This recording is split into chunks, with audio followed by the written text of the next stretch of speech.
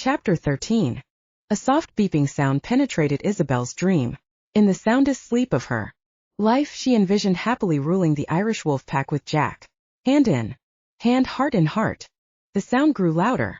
She peeled her eyes open, rolled over, and checked the phone she'd set on the nightstand before they'd fallen asleep. Neil. His name flashed across her screen with an alert of the text he'd sent a few minutes before. Call me. ASAP. It's your dad. Heart in her throat, Isabelle clutched the phone and slipped out of bed, careful not to wake Jack. She closed the door on her way into the dark hall. Dialed. Prayed her dad was all right. Neil, she whispered as soon as her friend answered. What's happened? He fell in the shower last night. My mum found him and took him to see the doc, but he's not walking in. His words trailed off as panic latched onto Isabelle's windpipe, strangling her. I'm coming home, she blurted, searching for her shoes. Where had Jack kicked them last night? Right now. The doc says he might only have a week left, maybe 2, she heard him say. Through the fog clouding her brain. If you wanted to patch things up with him, now's the time. Lost in a haze, Isabelle circled through the foyer, hand to her head. It was pounding, pinching at her temples. Spots had started forming in front of her eyes. I'm on my way. She was about to hang up when Neil said, Did you get what you went there for? Yeah. Her gaze skated toward the direction of the gallery. I got everything I needed. She winced. When it was worded that way, her relationship with Jack sounded hollow, as if the only reason she was in his home was because she needed the paintings and not him. Good, he said simply. See you soon. Wait, Neil. What is it? She paused. How to say it? How do you think my dad would feel if I brought someone back with me? Who, like a male who? From the snarkiness in Neil's tone, she could tell he was smiling. Did you meet someone? Didn't I tell you not to leave your heart in San Francisco? I did meet someone, actually. The thing is, he's a McGrath. Silence on the other end of the line. Neil. More silence. Are you there? What are you thinking, Isabelle? He said, his tone falling flat. Are you really going to bring a McGrath to your dad's bedside? Tell him you fell in love, Anne. I never said I fell in love. You wouldn't be asking to bring him home if you didn't love the poor bastard. Good call. He knew her well. It'll kill him, Isabelle, he said softly. You can't bring him here, not now. This is the worst possible time to tell him he's going to lose his daughter to someone he hates.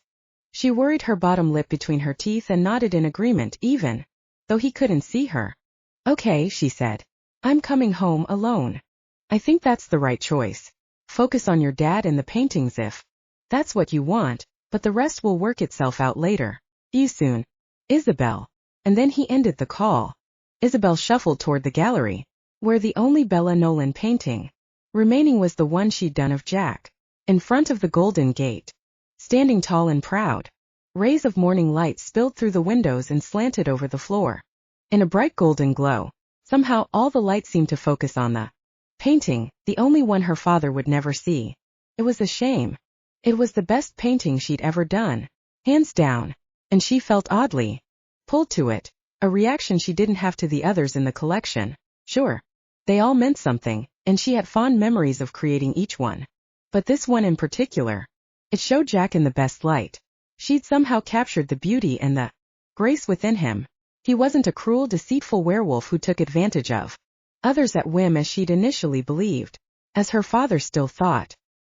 He was her fated mate. She knew that now.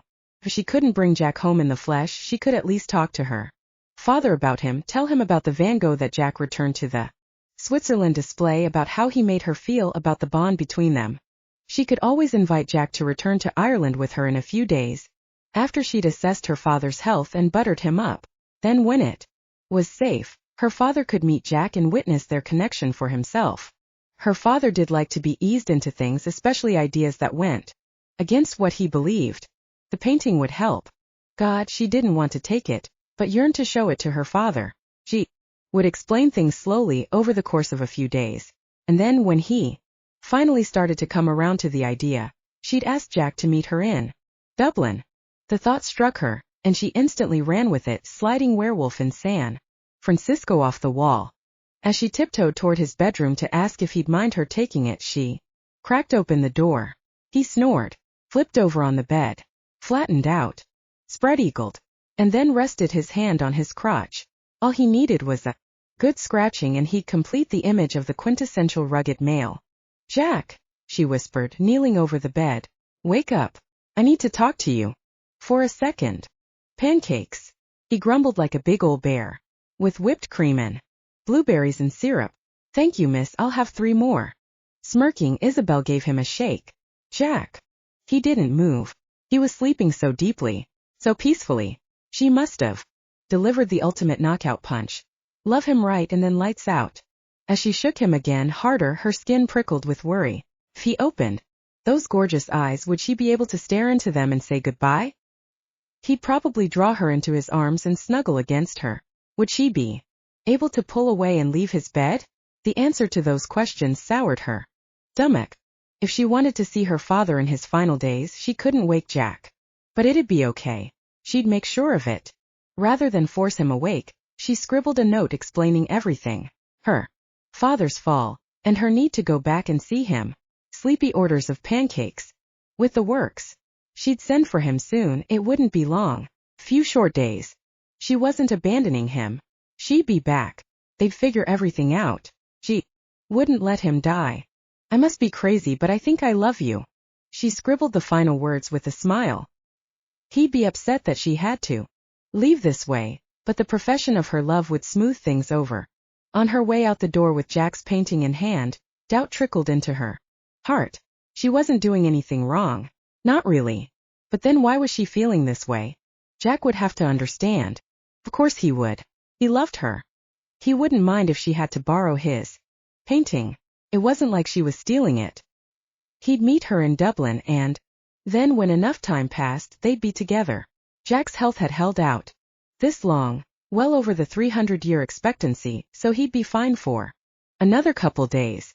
Then when they bonded, the painting would be theirs. She called a cab at the curb, and then directed the driver to the San Francisco airport, where Jack's private jet was still waiting with the entire Bella Nolan collection. Pinching his eyes shut to keep out the morning light, Jack rolled over and swept his hand over the other side of the bed. After their lovemaking last night and the breakthrough they'd had, all he wanted to do was wrap her in his arms and stay in bed all morning. Hell, all day. But the bed was empty and the sheets were cold. Quickly scanning the empty room, he said, "Isabelle." His stomach growled violently, and for some reason pancakes sounded delicious. Pressing the buzzer near the nightstand, Jack waited for Branson's voice to come over the intercom. "Branson, would you bring me and Miss Connelly 2 gigantic stacks of pancakes?" he asked, glancing into the master bathroom. "With the works. Syrup, whipped cream, a bunch of blueberries." The light was off in the bathroom though, and nothing but silence met him. Her scent lingered on the bed, but he couldn't pick up any hints of it on the air. If she wasn't in the room, where was she? "Have you seen Isabelle roaming around the house?" "Sir, she left earlier this morning. Took a cab to the airport. She's taking the jet with the paintings back to Dublin." "She what?" Terror tore through him like a knife.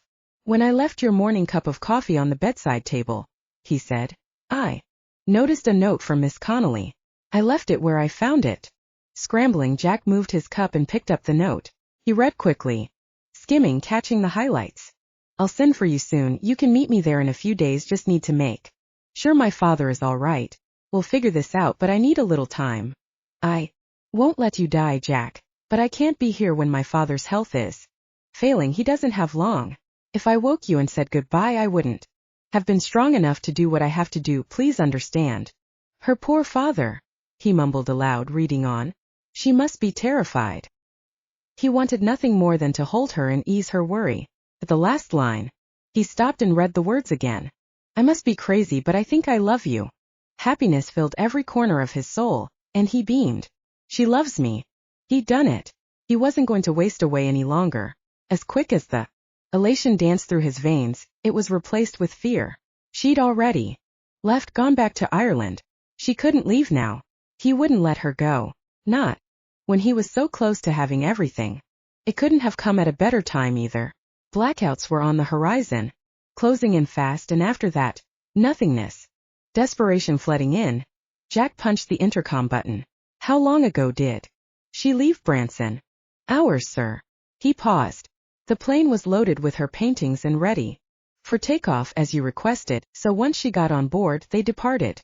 Mavis said she'd send for him soon, but he couldn't wait here with a taste of her flesh hanging on his lips and the memory of the way her body had felt beneath his.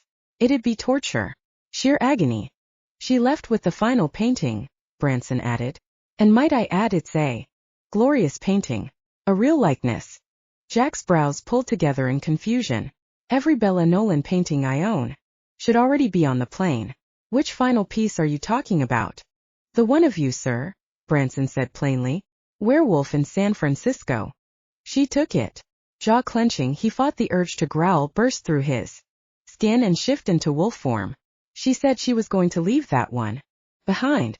I gave her every other one. Was it not enough? If he couldn't trust his fated mate, who could he trust? She wanted to show her father the painting, and that's fine. He wouldn't have denied her if she'd asked. But damn. A dull aching pain spread through his middle and wormed its way into his chest. He couldn't trust anyone anymore. I'm sorry, sir, Branson said. I didn't know. I thought. It's all right, Branson. He scrubbed his hand over his face as his stomach bottomed out. You had no way to know. Turning off the intercom, Jack swung his legs over the edge of the bed and sat up. His skin crawled. A wave of chills washed over him and his stomach rumbled. Lifting his arms from his sides, Jack watched Gooseflesh blanket them, followed by tremors. Oh shit! He rasped out as the world zoomed in and out, in and out. No, no. No. And then everything went black. Chapter 14. Neil picked Isabelle up from the Dublin airport, exactly as he said he would. Not that she'd ever doubted him. After stopping to refuel in JFK for an hour, Jack's jet landed at 3:30 in the morning Ireland time. To her, though she'd traveled all day, missing it entirely, and it was nearly bedtime. After securing transportation for her paintings from the airport to the museum, they drove an hour south, bypassing Dublin and Tala. On the drive to Glendalough, Neil traversed the narrow road slickened with midnight rain, and nagged her the whole way. You're crazy for even a skin, he said, weaving through the Wicklow mountains. You know your father won't want him here. I know. She laid her head back against the headrest and let herself be mesmerized by the car's headlights sweeping over the empty road. But you weren't there. You didn't meet him. Nor do I want to, Neil roared, taking the turns fast. He belongs there, you belong here. It won't work, Isabelle. Get it out of your head now before you talk to your dad. It was going to be difficult to convince her father that Jack belonged in her life, but she had no idea Neil would be such a pain to. Rather than fight an uphill battle on an empty stomach and a tired mind, she closed her eyes and pretended to sleep. Somewhere during her pretending, she actually dozed off, the rumbling of the car's engine dragging her into a deep sleep. Isabelle. Neil's voice, a hand on her shoulder shaking. We're here, he said louder. Isabelle, wake up. Rubbing her hands over her eyes, she sat upright and took in the sights. Neil had parked in front of Connelly Castle so that it was in full view when she woke up. He was a great friend, one of the best, and he'd always watched out for her, knowing exactly what she needed, even if she didn't. Home. 16 generations had been blessed to call Connelly Castle that, and she was proud to continue the line. The multi-bay Elizabethan-style castle stood majestically in the center of 800 acres of forest. Its stone-faced front, illuminated by bright white lights, seemed to welcome her home. As she and Neil exited, grabbing her bags from the back, Isabelle rushed up the front stairs and pushed inside. He's upstairs, Neil said. It's nearly 5 in the morn, so I'm sure he'll still be sleepin', but he probably wouldn't mind seeing you. He's been a skink. Flushed with nerves, Isabelle ran up the red-carpeted stairs and turned down the narrow hall. She passed the first 3 doors, a medieval suit of armor, and then curved left onto a staircase narrower than the first. It was darker on the 3rd floor, and the air couldn't circulate as well. Candles flickered from wrought iron sconces on the walls. Patterned rugs covered the floor, one on top of the next. The decor in the castle hadn't changed in hundreds of years. Her father prided himself on keeping things the same, traditional no matter how restrictive. Worry passed through her as she opened his door and let herself inside. Neil. Her father coughed, jerking upright against the pillows on his headboard. Is that you? Did you find my bell? It's me, Daddy. Running to his bedside, she knelt and took his hand. His skin was crackly and dry, and his cheeks had sunken in. Neil had been right, he didn't have long left. Days maybe. I'm here. I'm back. He yawned. Neil said you spent the weekend in San Francisco? Did he? Her voice squeaked. What else did he say? He said you attended a conference for Alpha heirs given by San Francisco's Alpha. He said Hayden Dean and his Luminary were going to talk about how to effortlessly take over the role of pack leader. Of course that's what Neil told him. It was exactly what he needed to hear. The conference wasn't all it was cracked up to be, she said slowly, drawing out the inevitable. So I spent some time in the city away from the conference hotel. He twitched in bed and shifted his shoulders so that he faced her completely. Didn't run into any trouble, did you? Trouble? She kissed the back of her daddy's hand and pressed it against her cheek. No trouble. In fact. Then you didn't run into anyone from the McGrath family, he coughed out. His voice was a raspy whisper, barely audible. Bastards. Every one of them. Maybe the Alpha finally got wind of their conniving ways and pushed him out of the city. No truce then. She'd been silly to hope that years gone by would have dulled the blade of retribution. Can I ask you something? She shook with trepidation. Coughing terribly, her father covered his mouth with the sleeve of his pajamas. Do you believe people can change? Have you met a McGrath who wasn't as terrible as you thought he was? Are you able to forgive and forget? Do you think? As he rested his hand over his stomach, Isabelle caught sight of blood splatter staining the edge of his sleeve. He was coughing up blood. Her gaze held there as her stomach wrenched, swallowing down the vile taste of fear and sorrow. She struggled to regain her composure and fight back her tears. Do you think? She paused, uncertain how to proceed. When put into perspective this way on the very possible eve of his death, it didn't matter if her father could forgive and forget the McGrath family. Only Jack. And there was no way she could talk about him now. Not like this. She bowed her head to his hand. I'd like to take you somewhere special. Tonight just you and me. What do you think? Would you be up for it? Around 8. That would give her plenty of time to set everything up. She'd nap for a few hours, head to the gallery, and make sure the Wolfpack's assistants had set up the display to her specifications.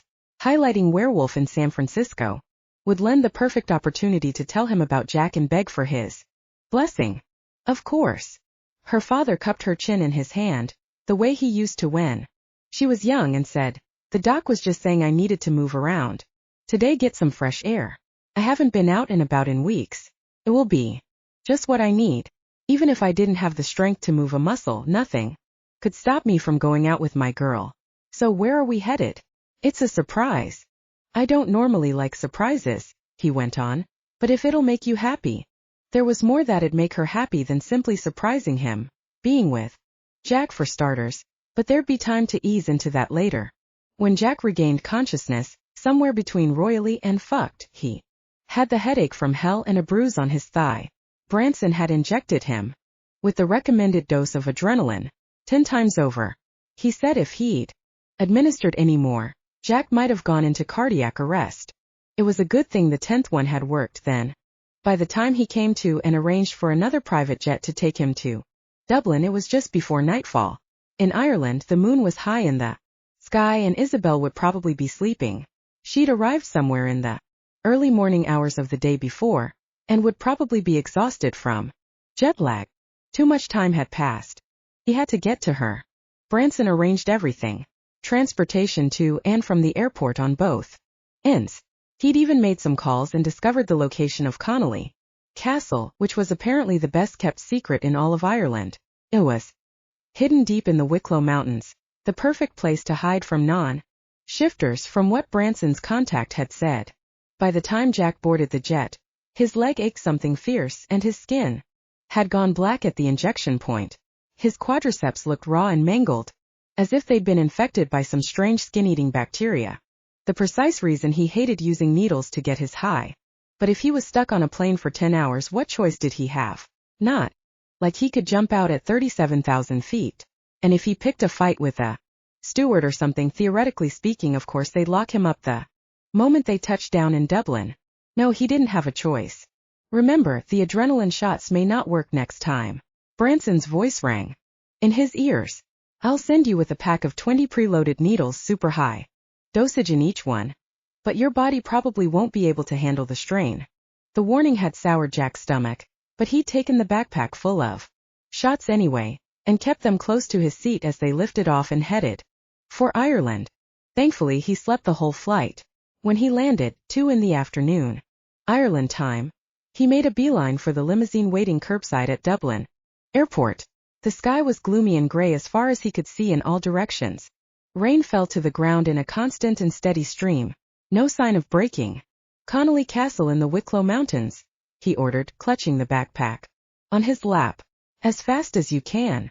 Although the driver looked at him strangely and insisted he'd never heard of Connelly Castle, he drove south of Dublin anyway, following the signs for the National Forest. Some of the roads were insanely narrow, hardly earning the name of road.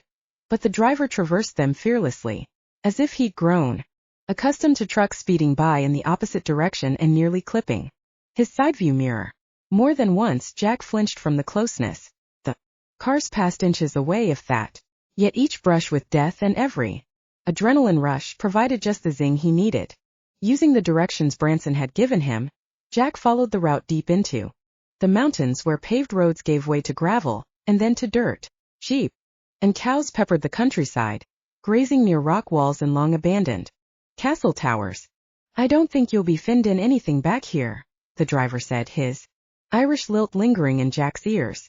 You sure you want me to keep going? Yes. No hesitation. He hadn't come this far to give up and turn back now. Rain battered the windows of the limo, and the driver clicked the windshield wipers on hyperspeed. They drove off-road for an additional 20 minutes, and finally turned into some sort of dirt driveway when the clock on the dash read 3:30. Would he find Isabelle here? Would she be with her father or at the National Gallery of Ireland displaying his painting? Annoyance flared in him at her dismissal of her promise. She'd said she would take the other pieces and leave him that one. She knew how much that work meant to him. How could she rob him of the only thing that could heal the hurt caused by her absence? Well, I'll be jiggered. The driver swore, peering through the storm. Look. Up ahead, past a large protective gate, a 3-story stone mansion, no castle, came into view.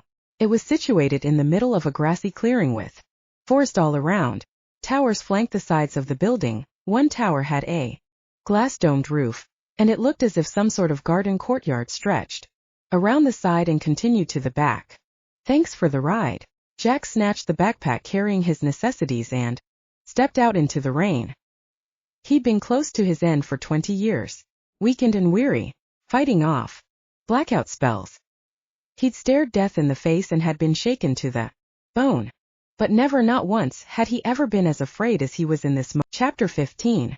Jack strode up to the gate as 2 guards, 100-year-old werewolves from the smell of them, appeared from a shack on the right. Morning. The bullier of the 2 spoke first, his voice welcoming yet stern. He sniffed the air and grimaced. You're far from your pack. Are you lost? I'm looking for Isabelle Connelly, actually. He tightened the strap of the bag over his shoulder. Is she here? Is she expecting ya? The shorter, squattier werewolf asked. Well, not exactly, but she'll be happy to see me. Jack tried smiling to loosen them up. Trust me. They stared, their faces remaining ugly, unreadable masks. Why don't you call her then? The bullier wolf shoved his hands in his pockets. If you're friends, if she says it's all right for you to come in, we'll let you. Fishing his phone out of his back pocket, Jack checked the screen and wagged it in the air. No service. Out of luck then. Jack approached the gate and grabbed the bars. Listen, I just want to talk to her for a few minutes, and I'm not leaving until I do. And while he was there, he talked to her father too. They could have a conversation like 2 civilized businessmen. Jack would politely ask for his daughter's hand and prove once and for all that what happened in the past should stay there. He was not his parents or grandparents. He did not lie, cheat and steal to get ahead. He'd made his living honorably. He'd spend every day of his life making her happiness his #1 priority. And if her happiness depended on taking care of pack business, he'd support her in that too. He'd even consider moving to Ireland. The land was lush and rich, steeped in culture and legend. And the people were rumored to be friendly and welcoming, not that he could say with the pissed-off guards standing in front of him blocking his way. "I don't think he's getting it," the hulky one said to his friend. "You're right. He's not." The shorter one disappeared to the shack and came back holding a black club with a ball on the end that zinged with electricity. "He'll get the message one way or another." Banging the club along the bars, they came to life, charged with volts of electricity. With a curse, Jack removed his hands and rubbed them on his pants to wipe off the lingering shock. "Isabelle." Cupping his hands over his mouth, Jack bellowed toward the castle. His hands shook. Just one hard quake that reverberated up his arm. "Shit. Isabelle, can you hear me? You can scream until you're blue. You're not going in, and she's not coming out." A loud bleeping sound came from the guard shack. Eyeing him skeptically, Hulk marched to the right and out of sight. "Yes, sir," he said. "There's a werewolf here who says he's looking for Isabelle." Long deadening pause. "I'm not sure, let me check." "Hey, American." Jack stared. Squatty hit the bars with his staff. "He means you." "Yeah. Where you from?" As his hands began to tremble harder now, Jack folded his arms over his chest. If someone was asking where he was from, it definitely wasn't Isabelle. Calling the guard shack to let him in. "San Francisco," he answered hesitantly. The pack didn't take well to foreigners, especially someone bearing the McGrath name. After relaying the message, Hulk then hung up the phone. With a sharp buzz, the gate lock clicked and the doors swung open. Hope speared through him. Gee, was there after all? But then why? "Someone wants to talk to you." Hulk grabbed him by the elbow as Squatty ripped his backpack away from him. Hey, wait a second." Jack reached for his bag, but was jerked away down the path toward the castle. At least he was moving in the right direction. "Precautionary search," Squatty snapped, digging through his things. "Change of clothes, toothbrush, pack of medical supplies? What's with all the needles?" "I'm diabetic." Jack spouted the first thing that came to mind. "It's my insulin. I need that." Holding the backpack tight, the guards trudged up the steps, dragging Jack along. Pushing through the massive wooden front doors, Isabelle's scent struck him. He growled deep in his chest at the aroma, and then was stunned silent. The interior of the castle was even more impressive than the exterior. Ancient tapestries hung from the stone walls. Ornate red and gold rugs covered the floor. Candles flickered everywhere. Sconces, 5-tier wrought iron. Chandeliers on every single stair winding to the left of the entry. Medieval suits of armor stood gallant watch from the balcony and insets in the walls. This was Isabelle's home? No wonder she held so tightly to tradition. One step into her family's castle, and he teleported back to the early 1800s. Nothing had changed. And if he didn't get to talk to her father, nothing ever would. Jerked into a study on the right, Hulk tossed Jack onto a blue velvet couch and closed the heavy doors behind them. "Where's Isabelle?" he asked, catching his backpack when Squatty tossed it at him. "Is she coming down?" "You're going to wait here," Hulk grumbled. Each guard stood in front of an entrance watching Jack, waiting for him to move. When a second door into the study opened to Jack's left, he jumped to his feet. Isabelle, a dark-haired werewolf with angry blue eyes, walked in, leveling Jack with a glare meant to scare him out of Ireland. But he wasn't going anywhere without his luminary. He remained standing. "Where is she?" he asked. "I'm Neil, a longtime friend of Isabelle's." A streak of possession rumbled through him like thunder. "Then you know where I can find her." Neil moved around Jack, studying him, giving away nothing. "You're going to talk to me first before anything happens, and you're going to answer my questions whether you like them or not. When did you get in?" What choice did Jack have other than to talk? He didn't want to fight Isabelle's friends and family to get to her. Talk about making a wrong first impression, but how else could he find her? "About 2 hours ago," he answered flatly. "Listen, Neil, I'm not going to harm Isabelle or anyone here. I'm not a threat of any kind. If you could."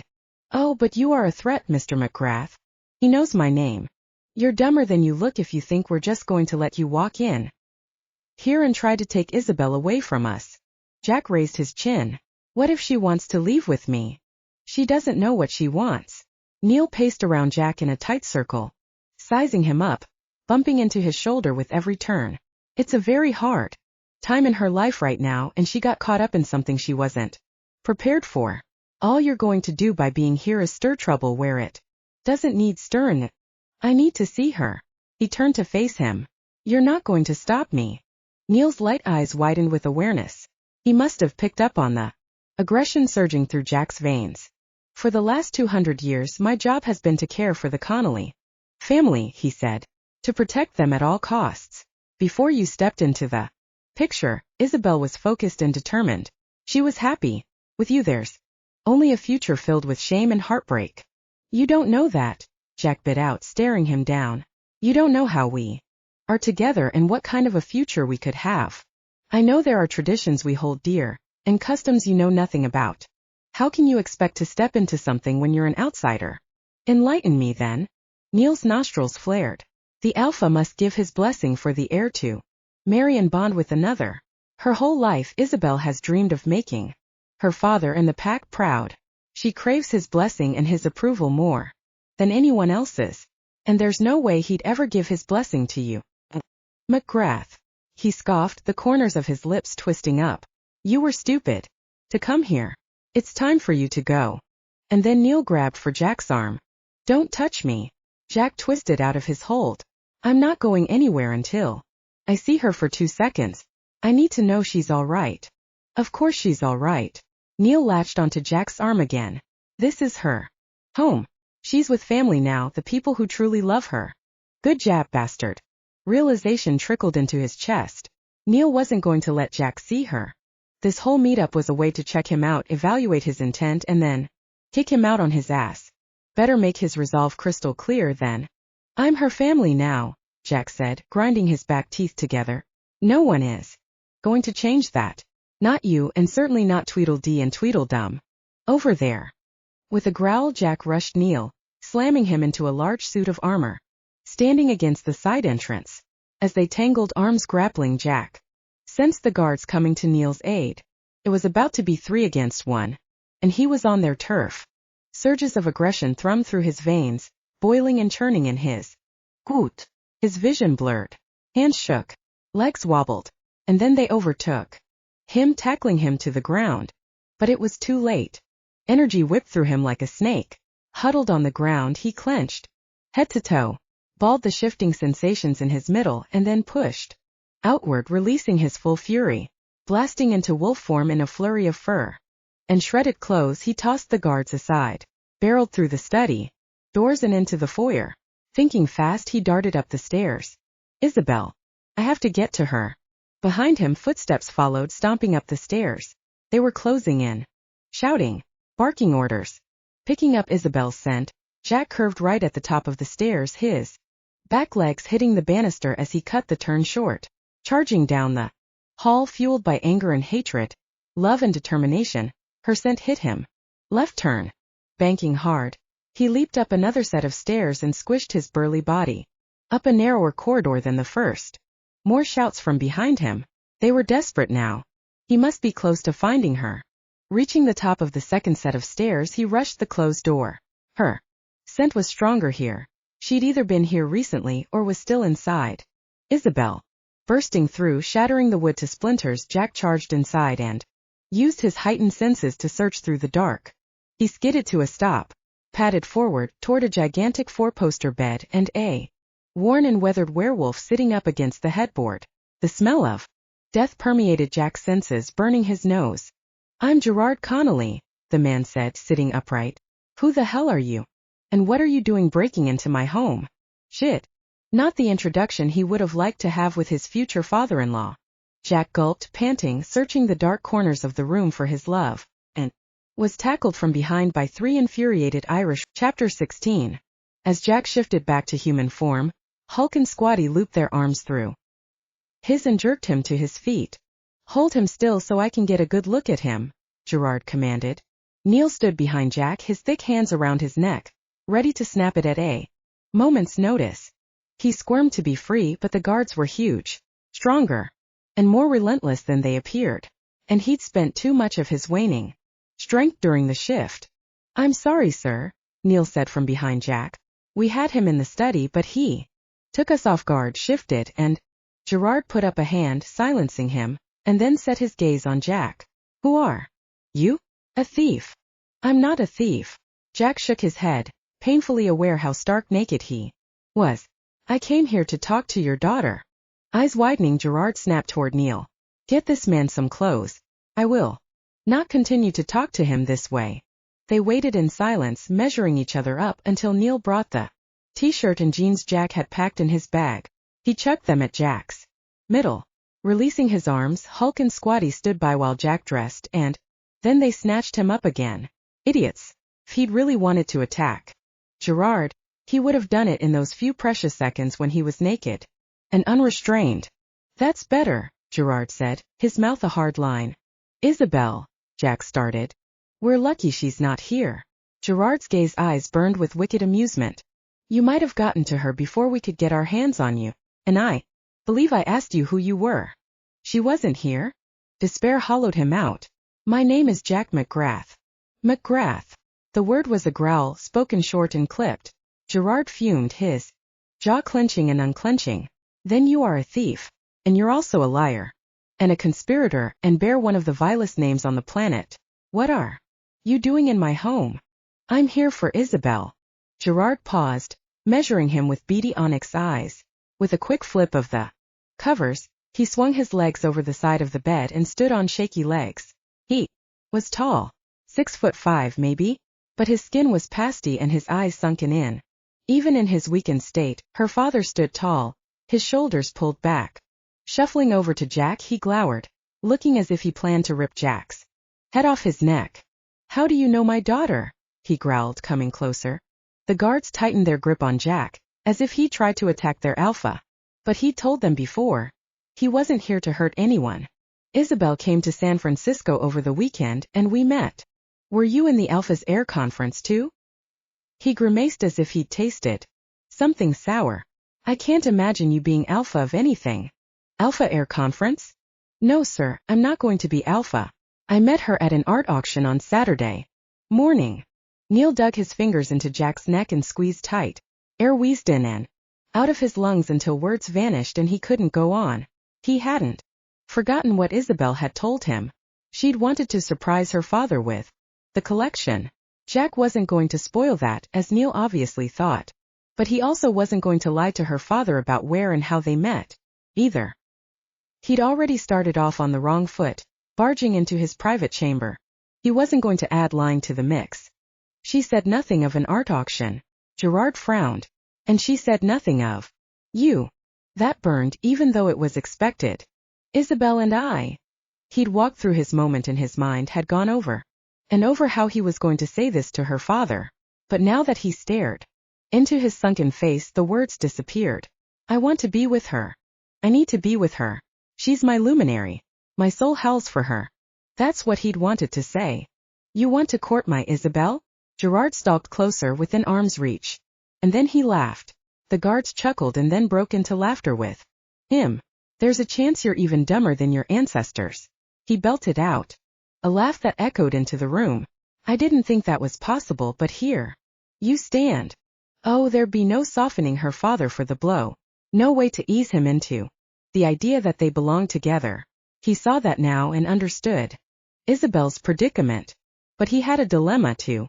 If they didn't bond soon, he wouldn't live to see the coming year. "The fights and lies between our families happened hundreds of years ago," Jack said. "That's got nothing to do with me and your daughter. Right here, as I stand before you this day, I can say with every beat of my heart that I'm in love with her, and she's in love with me. And that's the way it will be until the end of time." Gerard's laugh cut short. Blistering waves of rage radiated from his body. He narrowed his eyes to slits. Gerard cold-cocked him right in the nose. Starbursts went off behind his eyes. Blood gushed from his nose, dripping down his chest to the floor. For a guy on his deathbed, he could deliver one hell of a blow. "How dare you?" Gerard seethed. "You claim to be different from your ancestors, yet what have you done? You've barged into my home uninvited and unannounced, terrorized my guards, and while in San Francisco you attempted to steal the one thing that means the most to me in this world. You are exactly as I thought you were. Exactly like every other McGrath I've ever met. You are a liar, a thief, a greedy bastard. Well, when he put it like that, it would seem that way, but nothing. Gerard's expression went bitter. You could never be good enough for Isabelle. At least they agreed on that point. She was an angel. He didn't deserve her, but would spend the rest of his life striving to be the man she needed. She loves me. Gerard squinted, his nostrils flaring. Has she told you so? The word she'd scribbled came to him. I must be crazy, but I think I love you. She hadn't said it exactly. She thought she loved him. Sensing Jack's hesitation, Gerard grinned from the side of his mouth. She hasn't said a thing. You don't even know how she feels. He paused, searching Jack's face, and then, let me tell you what I know. The McGrath family is filled with selfish creatures who are only out for their own gain. They'll do anything to get what they want.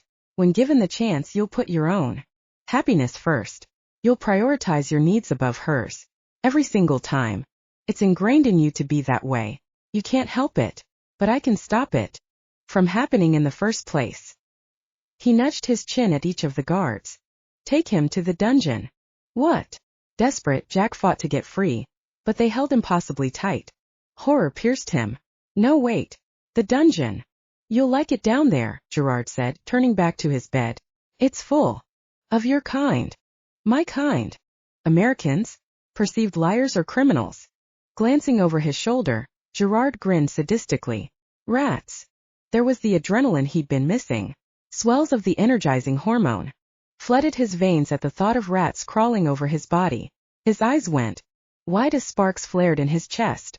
Leaving Neil in the chamber with Gerard, the two guards dragged Jack out of the room. Kicking and hollering, Jack struggled, clashed against the guard on either arm.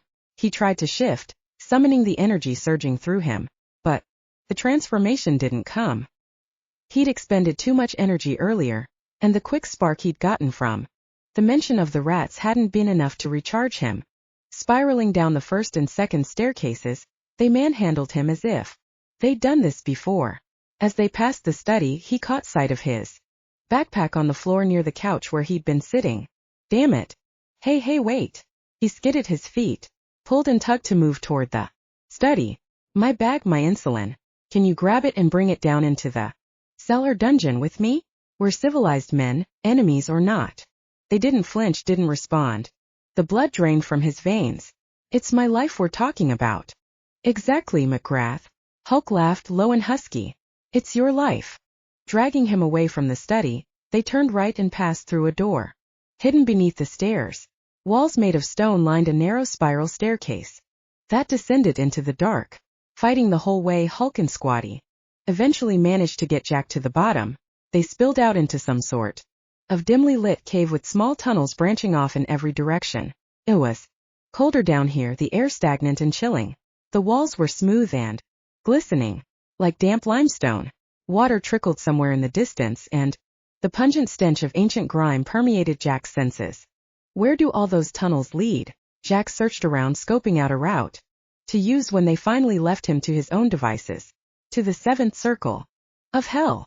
It's an escape route, Hulk said, cinching Jack's hands behind his back.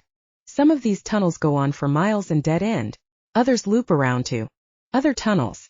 And one spits out somewhere on the river Avonmore. One. Jack blanched, staring at the 9 tunnels branching off.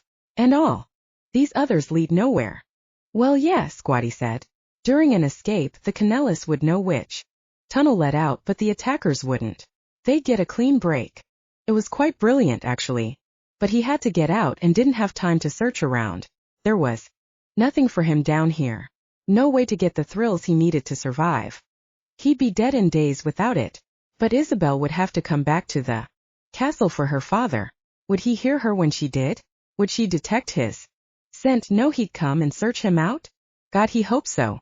And before it was too late. This way, Hulk grumbled and led Jack to the far wall where giant steel hooks had been drilled into the stone. Chains looped through the hooks and hung to the floor with heavy shackles attached to the end. You're kidding, Jack said, going cold. This isn't the Middle Ages, you. No. Prisons have advanced since then. 3 square meals a day, a bed, and Wi-Fi. This is the way we do it here, Squatty interrupted, slamming Jack against the wall. He locked Jack's wrists into the top shackles as Hulk attached his ankles to the bottom ones. You'll only be down here until our alpha decides exactly what to do with you. Still, he dared not hope. After checking the shackles, Squatty and Hulk strode toward the stairs leading to the main floor of the castle. As if to follow them, Jack pulled away from the wall, the shackles oppressively heavy on his hands and feet. The chains gave him about 5 feet of walking room, but the hooks were pinned solidly into the stone. They left him in the dark with no adrenaline to stay alive, and only a grim sliver of hope in his heart, as if his body knew when things had become dire. His hands started to tremble, vibrating through his arms and chest. Oh yeah, he mumbled, steeling himself for the inevitable. This is the perfect time to black out. And then high-pitched squeaking sounds echoed through the tunnels. Chapter 17. As the clock clicked 10 past 8, Isabelle searched around Bella Nolan's area of the National Gallery of Ireland one more time. Each piece of art had been hung and illuminated. They were all there, including the one she'd painted of Neil at the cliffs of Moher for his mother. And they were perfect. In the center of the room, she'd highlighted Werewolf in San Francisco, her favorite piece. Heart-pinching, she swept her fingers over the wolf in the painting over Jack's coat. She'd painted him perfectly, capturing the gleam in his eye and the strength in his stance. Skin-chilling, she brushed her hands over her arms and recalled how that night had ended. There was so much riding on tonight and her father's reaction. While she thought of it, where was he? Anticipation pulsed through her as she exited the museum and waited at the bottom of the steps for her father's car to appear. Neil had said he'd bring him by 8 sharp. It was 10 past. Her father was never late. Something must have held him up. She would have been worried it was his health. But Neil would have called. What then? As she checked her phone to see if she'd missed a message, a blacked out Lincoln pulled up. Her dad's car. He was here. Neil exited first and swept around the back. We have a problem. Popping the trunk, he pulled out a wheelchair and readied it for her father. He's not in the best mood. Oh great. What happened? The back door opened and her father stepped out. Nothing I want to worry you with at the moment. Standing back with his arms folded over his chest, Neil pressed his lips into a tight line. There was something he wanted to add. We can talk about it later. Her father eased into the wheelchair. For now, I want to spend a wonderful night with my daughter, and think about nothing else. It's exactly the thing that will cheer me up. Now what is this surprise you have for me? Whatever had stalled him, it must not have been too important. Although Neil looked stressed, her father appeared fine. Sure, he was weak, but he was still interested in what she had planned, which was a bonus. Right this way, Dad. She took the handles from Neil, though he held tight. We have to talk. Neil gritted through clenched teeth. Impatient to show her father when they were so close, she glared. We can talk after, okay? Circle the block, see a show, run errands, I don't care. Pick him up in 2 hours. If you insist. With a small, respectful head nod, Neil marched toward the driver's side door. I suppose the problem isn't going anywhere. What had he meant by that? Take me away, Isabelle, her father said. Sure thing. She pushed him toward the museum entrance, and then leaned close to his ear. I know you're not an art fan, but I heard there's an exhibit in one of the halls that will take your breath away. You think so? He sounded disbelieving. And it hurt. I do, she said and rolled him inside. It's taken me a long time to put this together, so I really hope you can appreciate it. Wait. He twisted in his chair, craned to look over his shoulder. You put together the exhibit. She didn't answer as she whisked him toward the Bella Nolan area. He'd see the truth with his own eyes. Does this have to do with the art auction you went to in the States? She paused, hesitating, thinking back. Had she mentioned it when she was at his bedside? No, she hadn't. Must have been Neil. Yes, she said finally. It does, but there's so much more to it than that. Slowing around the final corner, dizziness swept over her and her skin prickled with gooseflesh. She was nervous beyond belief. Her father wouldn't physically destroy all of the paintings as he'd done with the first one, but his disapproval could devastate her just the same. Okay, she said more to herself than to him. Here it is. A collection of art. By the internationally renowned artist Bella Nolan. As she pushed him into the center of the gallery, she could sense his heartbeat slow. His breathing matched. He leaned forward in his chair. But she couldn't pick up any emotions from him. Not anger or cynicism, happiness or surprise. Nothing. Anxiety spiraled within her as she rolled him toward Werewolf at the cliffs of Maher. The entire collection is called Urban Werewolves, though not all of them were painted that way. Look, this one is of Neil. Our Neil. He leaned forward, eyeing the art curiously. I never knew he volunteered for art sessions. Look at that. Had he made the connection? He didn't seem to have. The worry in her veins eased away as she pushed him along, mentioning small tidbits about each of the paintings. This one was where you and Mom went on your honeymoon, remember? That one got a smile out of him. Of course I remember. That wolf is strong. Isn't he? Look at him. How vibrant and full of life. And this one, she moved him toward Werewolf in Manhattan. Remember when you and Mom took me to New York? The skyline was amazing. He nodded. That was a great trip. Why wasn't he saying anything else? Did he not see the resemblance between the painting she'd done of him in wolf form in front of St. Patrick's Cathedral and these? Had her first painting meant so little to him that he didn't even remember it? Heart in her throat, she escorted him to Jack's painting. This one is called Werewolf in San Francisco. It's striking. I'm so glad you think so. Joy lit her up, locking the wheels of his chair. She came around and knelt beside him. Father, now I'd like to introduce you to Bella Nolan. He stuck out his hand. Nice to meet you, sweetheart. You. Thoughts whirling, tears seized her throat. Her heart hiccuped and then began hammering against her ribs. She couldn't find the words. Wrapping her arms around his neck, she squeezed him tight. You do remember. He'd made the connection. Maybe the first painting really had made in. She sucked in a rattled breath as her heartbeat echoed in her ears. Of course I remember. He pulled back and stroked his hands down her hair. Isabelle, I could never forget. I simply thought painting was a distraction. For you, something that would turn your focus away from ruling the pack. Someday. There's a lot to learn about pack dynamics and foreign policy, my dear, and you have to give it the attention that it deserves. I know that. Heart racing, she kneeled beside his chair. Ido. To be honest, I thought this was a hobby, a one-time thing. I didn't realize. His gaze skimmed the gallery, stopping on every single piece in turn. It would turn into something like this. It's astonishing. Truly.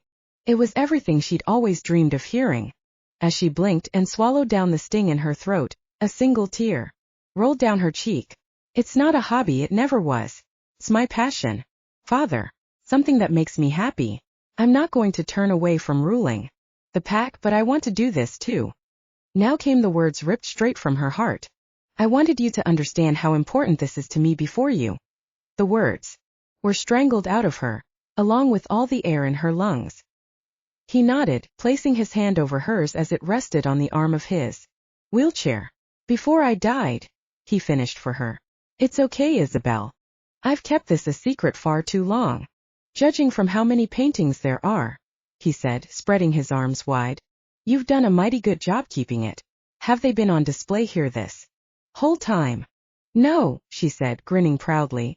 They were sold all over the world, some of them for hundreds of thousands of dollars.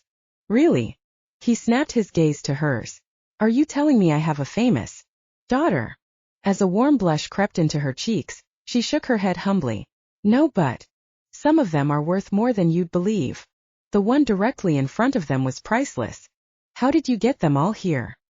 He touched the bottom of Jack's painting. Did you have to buy them back? Some yes, but others are more complicated to explain. Her heart beat fast. Father, painting has become a part of me, as much as breathing, eating, and loving. I want to keep doing it for as long as I can, but I desperately need your blessing. Oh, sweetheart, you have it. He spread his arms wide and she nearly leaped into them. All I ever wanted was for you to be happy with the life I've made. For you. I didn't realize this meant so much to you, but seeing them all lined up this way. He paused as if he was choking up. If you found your happiness painting, I don't see any reason why you'd have to choose between them now. Her heart soared, releasing the weight she'd been bearing for so long. "Thank you so much," she cried. "You have no idea what that your blessing means to me, how important is that I know you want me to be happy no matter what." "Always," he said, brushing a hand down her cheek. "Whatever it takes, you should follow your heart." "God, I'm so glad to hear you say that." She moved closer to Jack's painting. "Because I have fallen in love with painting, and with someone I'm not sure you'll approve of." Her dad's smile faltered. "This is him," she said, pointing to the wolf in the painting. "I met him in San Francisco and painted him in Golden Gate Park. He let me borrow a lot of these from his private gallery because he knew how much it'd mean to me to display them for you." Folding his arms over his chest, her father got the strangest look on his face, as if he were contemplating something that had him torn to pieces. His brows knit together, his dark eyes shadowed over, and his lips pulled down into a frown. "What's his name?" he asked. "Jack." She swallowed hard. "McGrath." She winced, waiting for him to lose his cool, scream and yell and tell her how foolish she was to start something with him. "A store, Isabelle. My treasure." He motioned for her to come back down to his side. As she did, he took her hand. "I love you. More than anything. More than life itself. There is nothing I wouldn't do to see you happy in this life. And that's the reason I can't let you be with him." She frowned. Not the reaction she'd been expecting. His response seemed practiced. It was lacking anger and instead seemed rehearsed with a calm clarity that only time could offer. "I don't understand," she said. "If you want me to be happy, why can't I be with someone who makes me that way? He's not anything like the other McGrath family members you've told me about. He's kind and gentle and wants me to be happy just as you do." He scoffed. "Isabelle, McGrath men never put another's happiness over there. Not ever. If Jack McGrath gave you his paintings to bring here, he must be getting something out of the deal. What could he possibly be gaining by letting her borrow his collection? Anything she'd taken from him, especially since she took the one painting he loved most, without asking. If anyone was the thief, it was her, really. All you have to do is figure out what your precious Jack wants most," her father said. "And then ask yourself, can he get that from you? If the answer's yes, you know he's like every other McGrath in his family line, only with you stringing you along so that he can get what he wants." From nearly the moment she met Jack, he'd made it perfectly clear that he wanted her and no other. More than that, he wanted to bond with her so that he could live. As the thought struck her, her father squeezed her hand. "I hate that I'm right all the time," he said, "but I'm an excellent judge of character. Show me a McGrath who'd put someone else's needs above his own, and I might change my tune. Until then, you have my blessing to paint and travel and rule the pack after me. But you do not have my blessing to be with Jack McGrath. He'll die without me." She was going to be sick. Head spinning, stomach souring, Isabelle hung her head in her hands. Every muscle in her body tightened to the point of pain. And her heart, good God, her heart, clenched into a rock. She'd gotten what she'd always wanted. Her father's blessing to paint. But she'd have to continue on with life, missing one half of her. Chapter 18. Jack searched through the dark, kicking rats as they came close. The mangy varmints were really emerging from the tunnels now. They must have smelled desperation, and it was seeping from his pores. He'd been down here for an hour, maybe two. He'd managed to ward off the fainting spells as they washed over him. Might have had something to do with the possibility that rats would gnaw on his lifeless body while he was out. He was more determined than ever to stay alert and stay awake until Isabelle came back. A door slammed on the floor above him. Heavy footsteps pounded down the stairs. Readying for a fight, Jack did a quick flip of the chains on his wrists so that he was holding down about a foot on each side. All he'd have to do is get close enough to throw the slackened chains around Hulk's or Squatty's neck. He'd cross his arms as he threw, creating a loop, noose in this case, and bear down. It was his only chance for escape. Pretending to be tired and weak, something he knew how to pretend damn well, he backed against the stone, slouched against the wall, and dropped his head lifelessly to his shoulder. Squatty appeared at the base of the stairs carrying a sandwich and a bottle of water. "Rise and shine, McGrath," he said. "I brought dinner." Jack didn't move. Not a muscle. "Hey, McGrath." Squatty stalked closer. You hear what I said? I've got dinner. Please don't let him toss it from there. He needed to come closer. Playing the part, Jack opened his mouth as if he wanted to say something, but he whispered the words as hoarse as he could, and then with a limp wrist he clutched at his throat.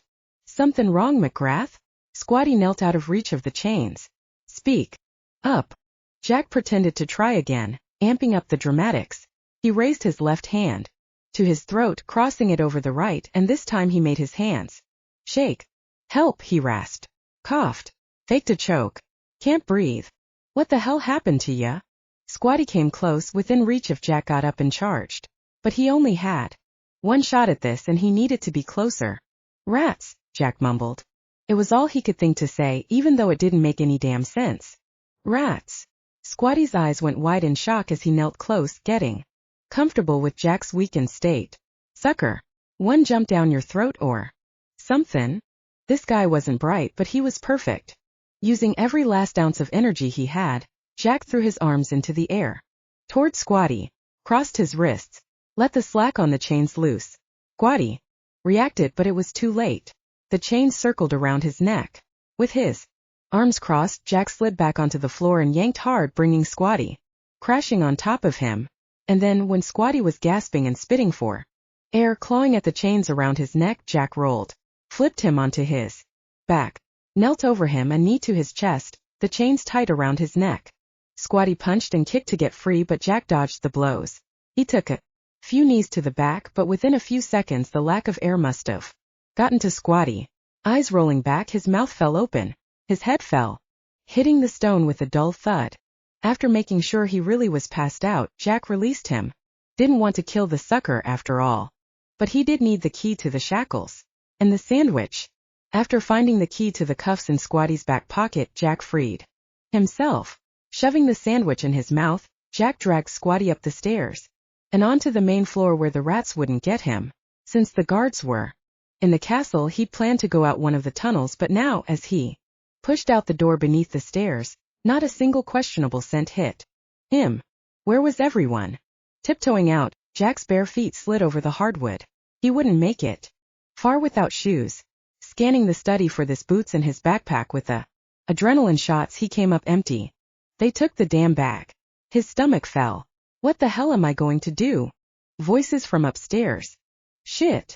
Scurrying back to the hall, Jack ripped the boots from Squatty's feet and shoved them on his own. The boots were a tight fit, but they would do the trick. He needed shoes to run faster. That was all that mattered. More voices. Hulk's scent. He was coming. Pushing out the front doors and into the night, Jack made a beeline around the house and searched for a garage. There. 3 bays. Looked like a workshop of sorts. Sprinting along the side, a door came into view. Unlocked. He slipped inside, shutting it behind him, and searched the dark. The garage could have easily fit 2 cars, but the stalls were empty. Gerard had said Isabelle wasn't home. Her father meant the world to her. She wasn't with him in his weakened state. He instinctively knew where she'd be. Readying the paintings in Dublin. The garage stalls may have been empty, but against the far wall a tarp had been draped over something bulky. Striding over, unease settling in his gut, he yanked off the cover. A black Bandit motorcycle. Looked to be a few years old, but someone had taken the time to clean it, and had been dumb enough to leave the key in the ignition. Please start. Walking the bike out so as not to alert Hulk or anyone else in the castle, Jack punched the button in the guard shack to open the gate, the same one he'd watched Hulk push to let him in. Once out of the gate, he straddled the bike, brought the engine roaring to life, and took off north, following signs to Dublin. The ride was cold and wet, as a fierce rainstorm moved over the Wicklow mountains following his route. His t-shirt and jeans were drenched, and his skin was covered with chills. By the time he reached the outskirts of the city, he was trembling head to foot. Was it from the weather? Pre-blackout? He couldn't tell, but had come too far to let anything stop him now. He had to see Isabelle. Once she saw the state he was in, the state her father had put him in, she'd run to him, choose him over her father. They'd bond, and he wouldn't have to worry about blacking out ever again. So close. He sped past St. Patrick's Cathedral, City Hall, and Trinity College. catching every green light on the way. He'd never blown through so many intersections in his life. It was as if fate wanted him to have a clear shot. While he raced to his Luminary's side, still drivers honked.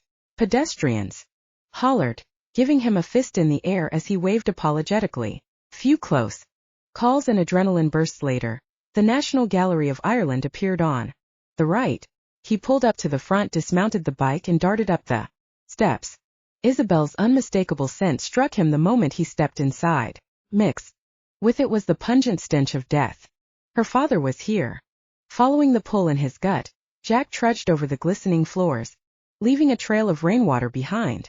It spilled from his body and clothes and squeaked in the soles of his mis-sized shoes. "Where are you?"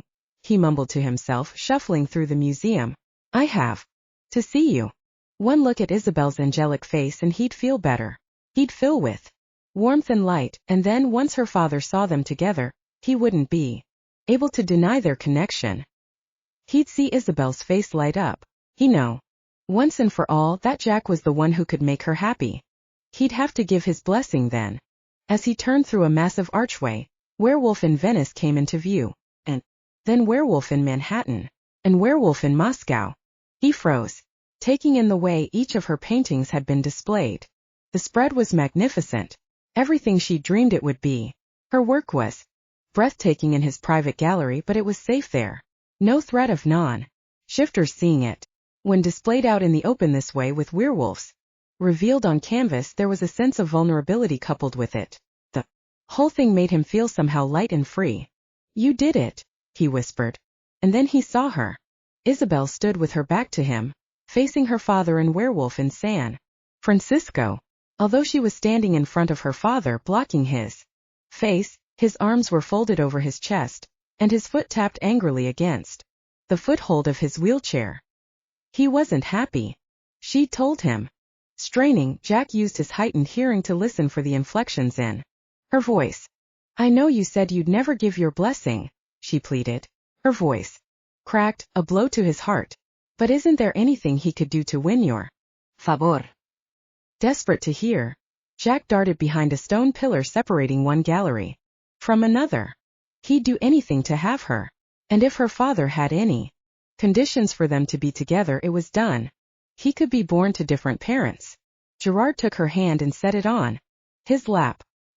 He could have been raised as part of the Irish wolf pack. Short of those things, it's not going to happen.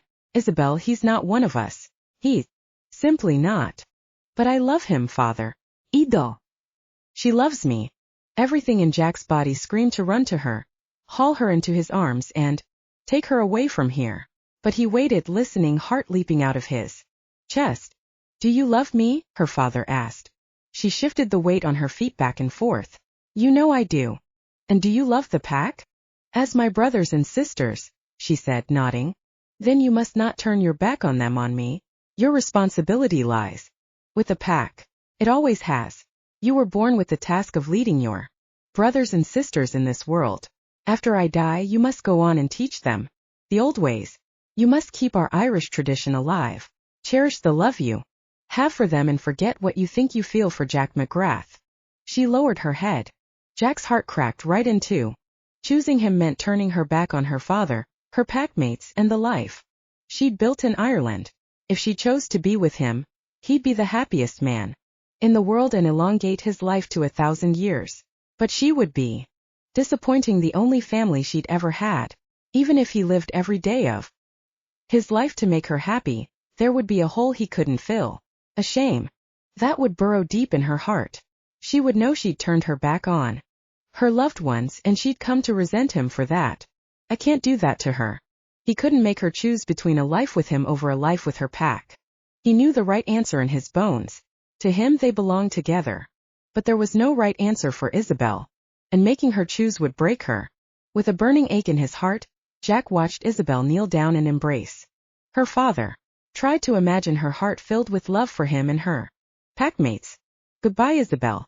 And then he strode out of the museum, accepting the fact that he'd be dead before the year was through. His death wasn't what mattered at all. It was Isabelle's happiness. That's all that had ever mattered in the first place. Chapter 19. For weeks later, Have you heard from her?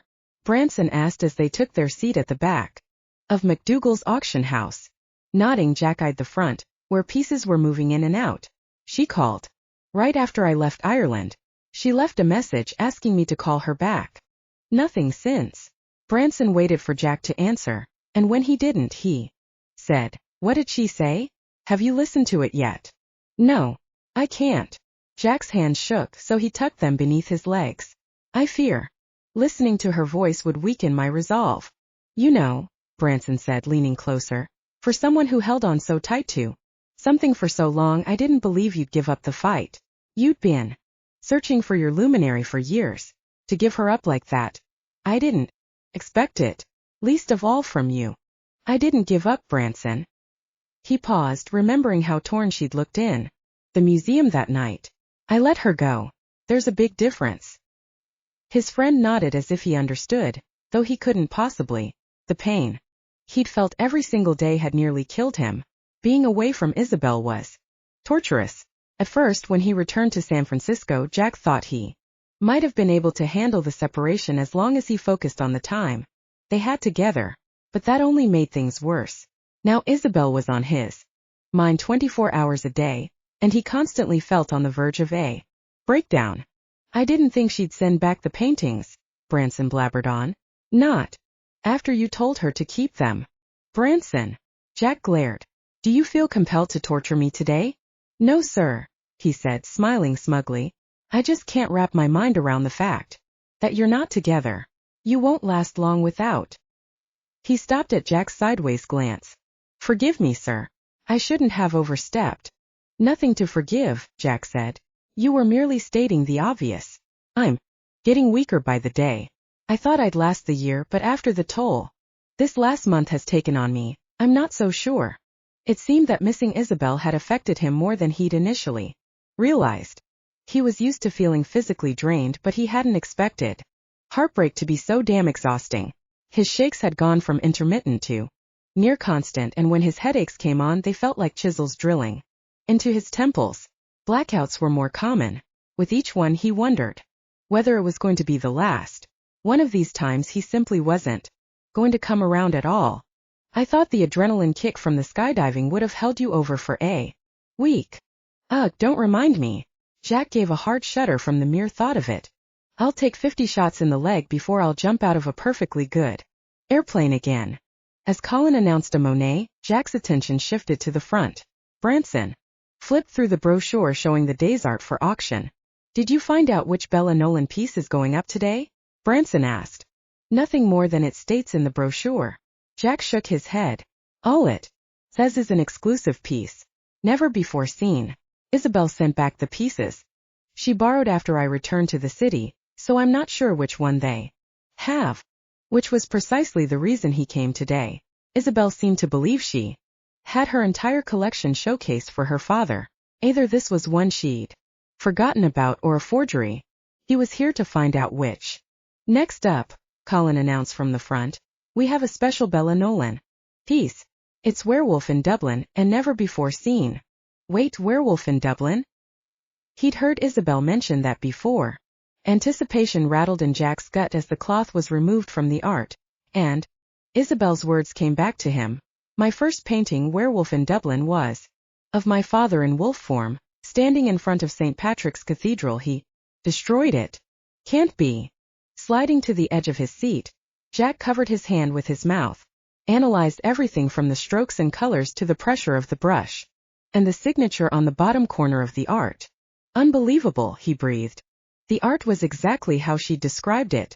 The spires of St. Patrick's Cathedral rose up behind a gigantic black-haired wolf. The sky was dark and lumbering with clouds. Regal and robust, the wolf stood proud in front of the cathedral, though there was pain in his shadowed gaze. The painting wasn't a forgery, which meant her father hadn't destroyed the painting after all. Then where had it been all these years? And how did Isabelle not know it existed? Isabelle's words struck him. It was drawn from a memory at my mother's funeral. The fear and agony in the wolf's eyes gripped him. In the painting, her father had just lost his fated mate, the only woman in the world for him. Jack could relate wholeheartedly. Nothing will stop me from getting that painting, he whispered to Branson. Nothing. We'll start the bidding at 2.25, Colin announced. Jack flipped his paddle quickly, but the bid rose just as fast as someone in. The front matched his bid and then outdid it. Colin's gaze skimmed the room. Do we have 3 million? Jack lifted his hand. Sir, Branson said, tugging on his suit sleeve. Not now, Branson. Not a single distraction. But sir. I said not now. Jack raised his paddle again as the bid soared near 4 million. This is the most important piece I've ever acquired. Nothing will. Sir, it's her. He pointed to the front. Look. Rising off his seat, Jack searched the room, his gaze locking on the bidder in the front row. He could only see the back of her head, but he knew it was Isabelle. Dark locks of hair cascaded down her back and fell over her dainty shoulders. She flicked her wrist to bid again. His heartbeat thrummed in his ears. His skin went flush. Breathing labored. He raised his paddle to outbid her and then scooted out from the back row. Everything zoomed far out as he made his way to the front. The auction might not have been happening at all. Voices were muffled, and the floor disappeared beneath his feet. Up until this moment he hadn't wanted to talk to her, hadn't wanted to see her and rehash why they couldn't be together, why he had to die for her to be happy. But now that she was so close, he couldn't stop himself from going to her side. He slid into the empty seat next to her, absent-mindedly raising his paddle to counter her bid. As her gaze caught his, she stiffened in her seat and nervously flipped her hair over her shoulder. What are you doing here? She said. I'm here for you. No, damn it. Scratch that. For the painting, he spit out. I heard there was a Bella Nolan piece and I had to come. She stopped what she'd been about to say, raised her paddle slowly as the bid raised to God knew what, and studied him carefully. I thought about ringing you when I came into town, but after what happened, the way you just stopped talking to me. He countered her bid. I didn't know what to say. She raised her paddle in defiance. God, did she know how badly he wanted to take her hand? How much he wanted to hold her, if only for a second? But what would that help? Nothing. It'd only make leaving her worse. How long are you in for? He found himself asking. She licked her lips slowly and let her tongue linger in the corner. Did she know what that did to him? Just for the day, she said. They could do a lot in a day. Going once, Colin declared from the stage. Sir. Jack dragged his attention to the painting and raised his paddle again. I tried to call you, she whispered. Had her lips always been that delectable? Soft and pink, her lower lip slightly larger than the top. I'm not sure if you got my message. I got it, but didn't listen to it. She nodded, lowering her gaze to her lap. Then you didn't hear that my father passed away. That's why you called? She nodded. One of the reasons. I'm so sorry, Isabelle. As sadness gouged him, he took her hand and squeezed. Those same telling currents ran over his skin, warming him through. I should have listened to it. I could have been there for you. There was nothing you could have done. He passed right after I showed him the exhibit. He enjoyed my art in his final moments and we shared something special together. I revealed a side of myself that I'd kept hidden from him for so long. It meant the world to me that I was able to do that. And I was there at the end, which meant the world to him. She looked up at him, blinking through tear-heavy lashes, and ripped his heart clean out of his chest. We said everything we'd always wanted to say but never could. Everything except the one thing I wanted to hear most. She didn't need to say what that was. Her father hadn't given his blessing for them to be together. He took back his hand. For her sake. Jack. Sold. Colin announced, cutting her short. To Mr. McGrath for 11 million. Wow. 11. He would have paid triple. Well, congratulations, she said, standing. It'll be the perfect addition to your collection. Wait. His voice was soft and deep, a loving caress against her ears. Grabbing her by the elbow, he touched her gently, a reminder of the pull he had over her. Isabelle. She stopped but couldn't meet his eye. What? Look at me. God, she couldn't. Every second at his side was a testament to the strength of her will. She yearned to throw herself into his arms, to look into his eyes, and see their future. A bonding ceremony, children, a home in the castle in Ireland. But those things would never be. Especially not now that her father had died without giving his blessing. She had to put space between them. Be clear-headed about this whole thing the way she hadn't been before when she'd gotten lost in their connection, in their heat, and gone to bed with him. Exhaling heavily, she turned and opened her eyes. What do you want? His gaze bore into hers. You have to know. She couldn't take much more of this. I'm sorry I can't. That's exactly why it had to end the way it did. She felt her face frown. Wait, did you? Miss Connelly? Colin's crackly voice rang out, stopping her. May I speak with you a moment? Now's probably not the best time, Colin. May I call you when I'm on the road? I'm sorry, but I'm afraid this can't wait. He wrung his hands in front of him. This concerns you and Mr. McGrath, since you both happen to be here together. It appears now would be the best time. As they followed him behind the stage, Jack said, Is this about the painting? Aye. Colin removed Werewolf in Dublin from its stand and brought it into a back room with them. It is. She eyed the painting as he handed it to Jack. Its beauty struck her even now.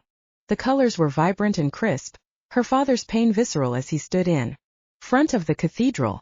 It looks exactly as I remember it, she said, stroking her hand over the top edge. What's wrong? Jack eyed the back. Frowning, he pulled off an envelope and held it up. This was stapled to the frame, he said. It has my name on the front. Her breathing quickened. What is it? Colin put up his hands, as if he was an innocent bystander in some elaborate heist. The painting arrived here weeks ago with explicit orders to have the auction today, and the envelope was ordered to be sold with the painting. Other than that, I don't have a clue what it's about. Who would give instructions to have it sold today specifically? She thought aloud, and then turned her attention to Jack. He tore through the top, pulled out a piece of paper and skimmed to the bottom.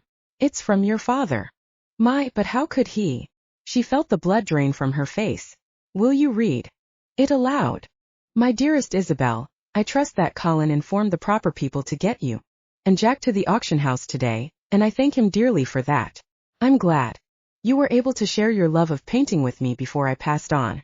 When you first gave this painting to me, I thought it was your way of saying you were turning away from the pack. Please forgive me for jumping to conclusions and ignoring your passion when you tried to present it to me, though even in my anger I couldn't destroy the piece. It was too beautiful and too perfect. Much like you. After behaving so badly, I didn't know how to tell you I'd kept. So I cherished it in solitude and kept it locked away. Until now. She swallowed back a flood of tears as Jack read on. Jack, when I told you before that I'd never met a McGrath who put another's happiness before his own, I wasn't lying. But now I can honestly say that I know one who is good and decent, and loves my daughter wholeheartedly. Jack's reading pace slowed as his eyes tracked disbelievingly over the words. The night you came to the museum to declare your love for my daughter. You came, she interrupted, her skin chilling. To Ireland? The museum. He nodded without answering and read on. I knew you were there. I saw you hesitate, and ultimately decide that it was better for Isabelle to make her own path, to lead the pack and to earn my respect. Well, Jack McGrath, you have mine. Any man who would put his woman's happiness above his own life is a good man, one deserving of a father's blessing. Even though Jack had read the words loud and clear, Isabelle couldn't wrap her head around what her father had said. Jack had come to see her, to fight for her, and then left? He'd seen the display, and then walked away so she could make her father proud? He'd left so she wouldn't have to make the impossible choice. Jack. There's more, he said, his voice full of sorrow. This painting has always been one of my most treasured possessions, and I have cherished my daughter from the first day I held her in my arms. Now I entrust them both to you. Son, take good care of them. Oh God. She couldn't breathe. I can't believe it. Folding up the paper slowly, Jack replaced it in the envelope. But how could he have been sure we'd be here, and that one of us would be the final bid out of everyone in the auction hall? Isabelle's gaze snapped to Colin. He winked and then backed out of the room, shutting the door behind him. You came to Dublin, she said, stepping closer. You were in the museum that night. Why didn't you tell me? Why didn't you say something? Jack leaned the painting against the wall. Your father and I know why. And That's all that matters. And you got to talk to him? She brushed her hand along the stubble on his jaw and then cupped his cheek in her hand. It wasn't at the museum, so it had to have been beforehand. At the castle. He nodded. Then you saw my home, she said, warming from the inside out. A smirk pulled at his lips. Guess you could say I was given the extensive tour of the castle, from the ground up. Frowning, she smoothed the stress lines as they appeared around his eyes. Whatever that means. Coiling his arms around her back, Jack tugged her against him. This was where she belonged and wanted to be until the day she died. The most important thing is that your father gave us his blessing. Jack held her tight and nuzzled into her neck. His breath was warm and sweet and perfect. As it blew into her hair. We can finally be together, if you'll have me. Oh, Jack. She rose up on tiptoe and stamped her mouth to his, kissing him. With every ounce of promise in her body. Nothing would make me happier than being your wife and your bonded mate. I love you so much, Isabelle. Stroking his hands up and down her back, Jack squeezed her against him, until they couldn't be closer without being one. It was painful being away from you. I was physically ill, but nothing compared to the hole carved in my heart. You took a piece of me with you when you left. I know what you mean, she said, brushing her lips against his. I left a piece of my heart behind with you in San Francisco. In your arms is the only place I feel whole. He rested his forehead against hers and breathed in deeply. I'm suddenly dizzy. What's the matter? She asked, pulling back to get a good look at him. He was pale. Is it a lack of adrenaline? No, it's you. He tipped her chin up with his fingers and then kissed her, making the world and everything else around them disappear. If I said you strengthen me and weaken me at the same time, would you understand what I mean? She shook her head. Not really. But if you take me home, you can explain it to me all night long. And tomorrow too, he promised, kissing the tip of her nose. And the next day and the one after that. I love you, Jack. Her heart beat strong and true. Always. Come on, he said, tucking her under one arm and the painting under the other. Let's go home. Which home will that be? Ireland, of course. Your place is there, ruling over the pack. And my place is with you. He was a great man. It was a good thing her father got to see that before he passed. That sounds wonderful, she said, heart fluttering with excitement. But would you mind if we stop by your place first? There's something I want to show you. He glanced down at her. At my place. She nodded, a little surprised. I had it delivered this morning. I tried to catch you there, but apparently you'd already left for the auction. You never ceased to amaze me. Wait until he saw what was in his driveway.